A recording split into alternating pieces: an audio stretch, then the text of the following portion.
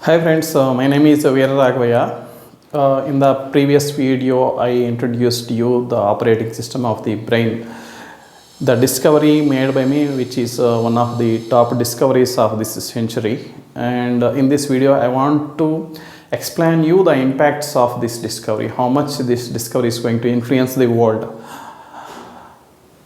This discovery is going to influence technology and also the world culture very significantly. You will hear many things that will shock you, surprise you, that you never heard before. Now we know because of this discovery why humans get feelings from music or whatever, right? Any art. We can use this technology and implement in a computer and make it to excel or outperform a real artist. So now computers can create real art, like they can generate a plain music, or they can give lyrics, they can give tunes to a plain lyric. So if you speak something into the software, it will reply back with a tune. So that is possible. And using this discovery, you can design a software or application that can generate patterns for the clothes, jewelry, interior design, choreography, even a recipe suggestion, food recipe suggestion. It can basically do many things that artists do. It can replace many of the artists. Okay, see, there are already the generative AI technology. So the AI technology based on deep learning and machine learning, so which is already generating different pictures and music, right? But there is one problem with these AI tools. The problem is they do deep learning or machine learning of some music files or art already fed to it, right? So when it generates its own music, so it generates music with a similar pattern to what it already lent, what it lent deeply. So it cannot have creativity, it cannot create a new pattern, it cannot think like a real artist. So it does not have the artistic creativity. It only reproduces the already what has been fed to it with a slight variation. Moreover, this AI technology that uses this deep learning or neural networks or machine learning technology, it consumes too much power that is unsustainable. It is impracticable for the work it does, for the task it does. The power it consumes is overwhelming. So my discovery, the operating system of the brain, can do the same artistic tasks with little code and little effort. I created a 250 line Python code that is already generating a plain music on par with the mobile ringtones and somewhat acceptable decent music tracks. If it is improved further, it can outperform the real artists and it can generate all kinds of music. And it runs without any deep learning, machine learning. It executes in seconds. It runs on a normal laptop. It will run even in a mobile. So I will release the mobile version also very soon. So basically these are the possibilities. So all the artistic activities can be automated using this discovery. So now let me explain how this discovery is going to change the culture of the world. I will give an example. For example, there are two people. One boy is loving one girl, right? And he already in the mind he is committed, determined. He thinks that okay, the love is a success and he is going to get married very soon. But first, due to some circumstances in the end, either because of the family disagreements or some other new problem, suppose the love breaks, it does not succeed, so there is a breakup. He enters a sad state. How much sadness will he get? Because there are a lot of rumors in the society, so a lot of assumptions. So this discovery, the operating system of the brain that I made, is going to remove a lot of assumptions and disbeliefs in the society. For example, in this case, so when there is a love breakup, A love in love, okay, he would have already determined, okay, I'm going to get a very beautiful girl, I'm going to enjoy her beauty, her property or whatever, right? So with after the breakup, what happens? He still may get married to another girl, may not be so rich or may not be so beautiful, but still he enjoys life, right? So he has to roll back the information that he dreamed in brain, right? Whatever he added to his brain, he has to only roll back. How much ever happiness he got by adding the information, he has to roll back only that much. So the sadness cannot overtake the amount of happiness he got after entering love. So there is no such thing as lifelong sadness or depression. This depression or sadness will be only that much, depending on how much happiness he is going to lose. How much happiness he is going to lose, that much sadness he will get at max, and it can be even less. This is only an example I am giving. Okay, so this is like the understanding on the world is going to change.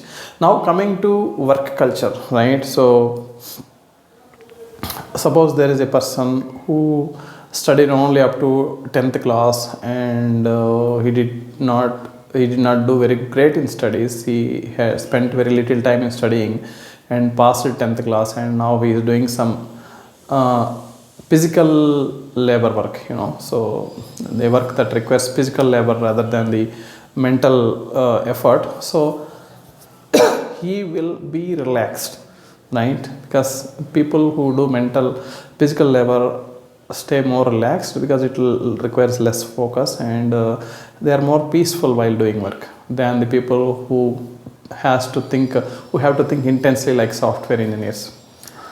Generally a person who studies less and works for the rest of the life, who does not put too much effort, who spends a limited amount of time in working and has a decent income, spends one of the best lives, right? Because he enjoys life, he relaxes.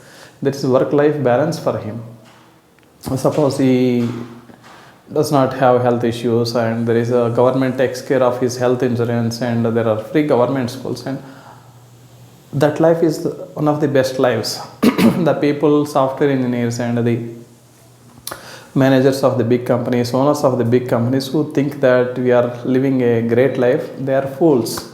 See, a software engineer spends most of his life studying up to 20-25 years, and then he joins a software job, spends every day 8 to 10 hours thinking. When you are thinking, there is no scope for brain relaxation and getting the meditational happiness. You are sacrificing your happiness for the sake of earning money, and then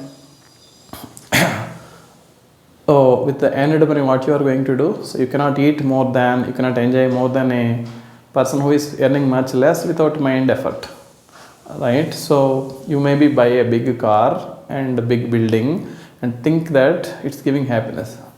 No, it's not giving much happiness.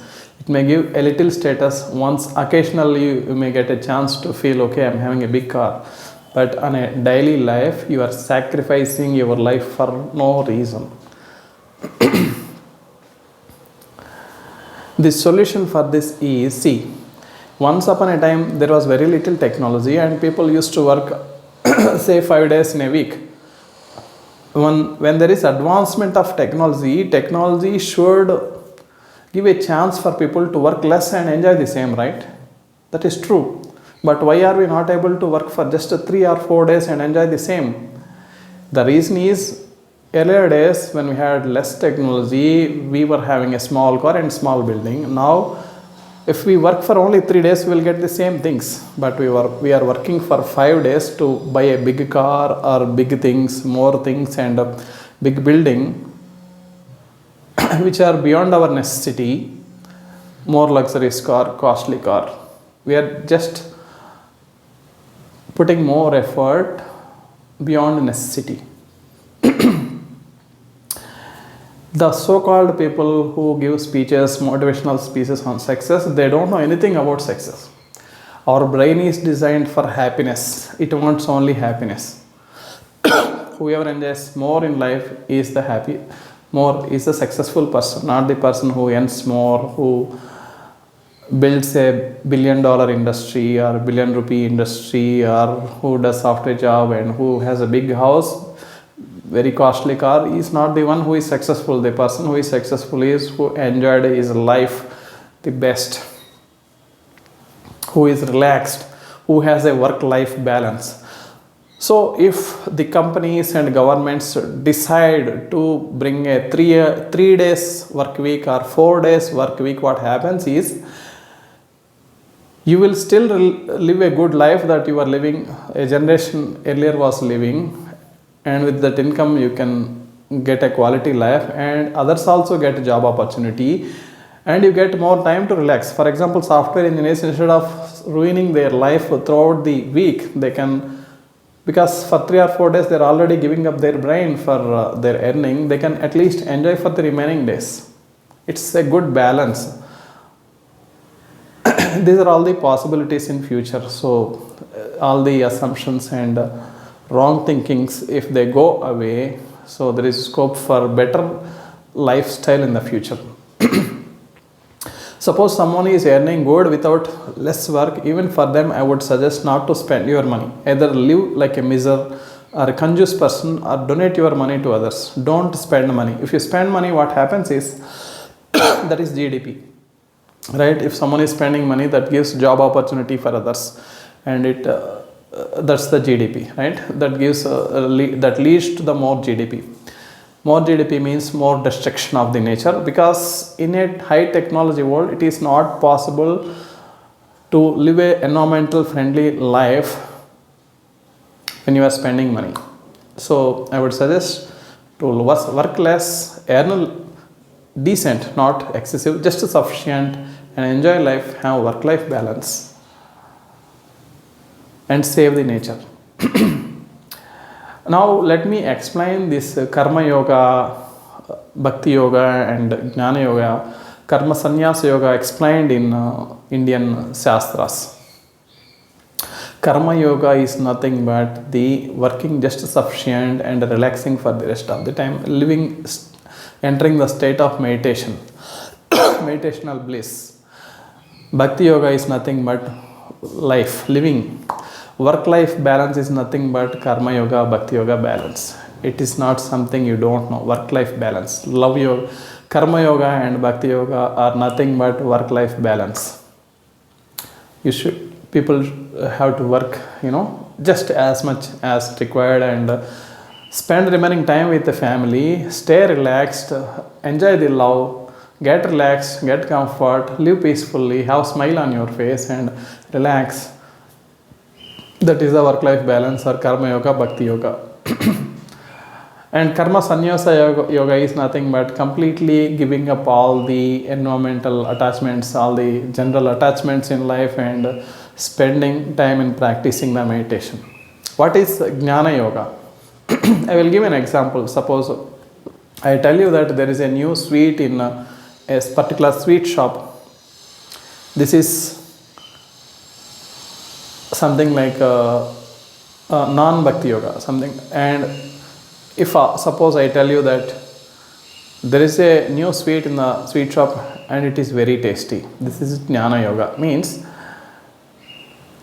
you know that something is very great, something like meditation, you understand it, so you will take very little effort to practice meditation and you will get moksha very easily.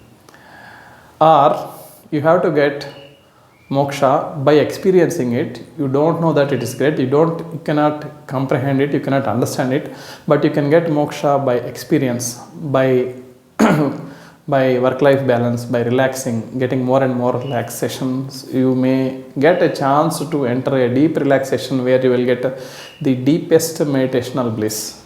When you experience it, you will detach from the environment, all the worldly joys, and you will get moksha. So like a sweet, right? You can already, nobody tells you that it's great, so you just experience it and know that it's great. Or someone already tells that it's very wonderful, that's jnana yoga, then you go for it immediately because you already know it. It's great. So that is the difference between jnana yoga and other yogas. So this discovery made by me is going to remove the hate, remove the assumptions and disbeliefs in the world regarding the culture, lifestyle, meditation, spirituality, technology. So it is going to bring new revolution, and it's going to affect the world very in a very huge scale. Please share this with as many people as possible, because these things nobody is going to tell, nobody told. These are completely many new things, right? So please make it viral. Support.